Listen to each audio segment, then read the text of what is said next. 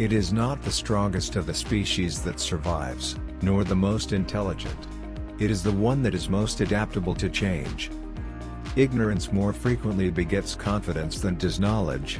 It is those who know little, not those who know much, who so positively assert that this or that problem will never be solved by science. A man who dares to waste 1 hour of time has not discovered the value of life. The love for all living creatures is the most noble attribute of man. It is a cursed evil to any man to become as absorbed in any subject as I am in mine. I love fools' experiments. I am always making them. The mystery of the beginning of all things is insoluble by us, and I for one must be content to remain an agnostic.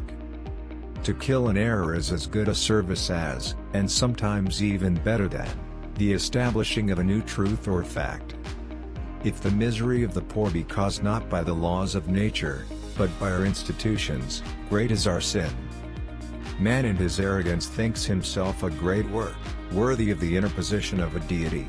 More humble and, I believe, truer to consider him created from animals. We can allow satellites, planets, suns, universe, nay whole systems of universes, to be governed by laws, but the smallest insect, we wish to be created at once by special act. I cannot persuade myself that a beneficent and omnipotent God would have designedly created parasitic wasps with the express intention of their feeding within the living bodies of caterpillars. The highest possible stage in moral culture is when we recognize that we ought to control our thoughts. False facts are highly injurious to the progress of science, for they often endure long, but false views, if supported by some evidence, do little harm. For everyone takes a salutary pleasure in proving their falseness.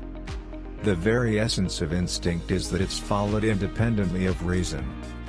The universe we observe has precisely the properties we should expect if there is, at bottom, no design, no purpose, no evil, no good, nothing but blind, pitiless indifference.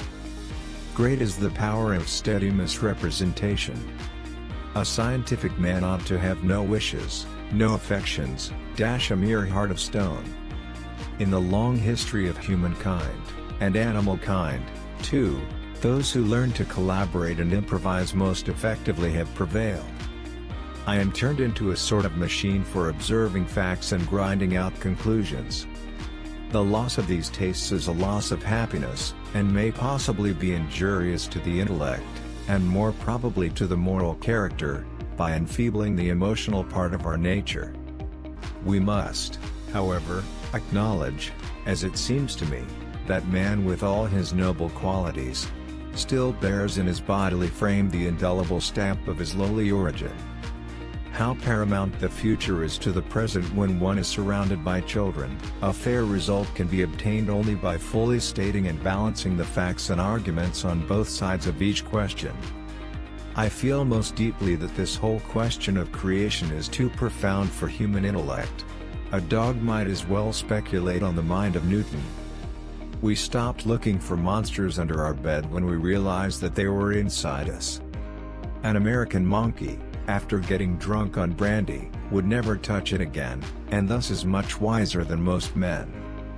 The more I study nature, the more I stand amazed at the work of the Creator. Man tends to increase at a greater rate than his means of subsistence. I am very poorly today and very stupid and hate everybody and everything.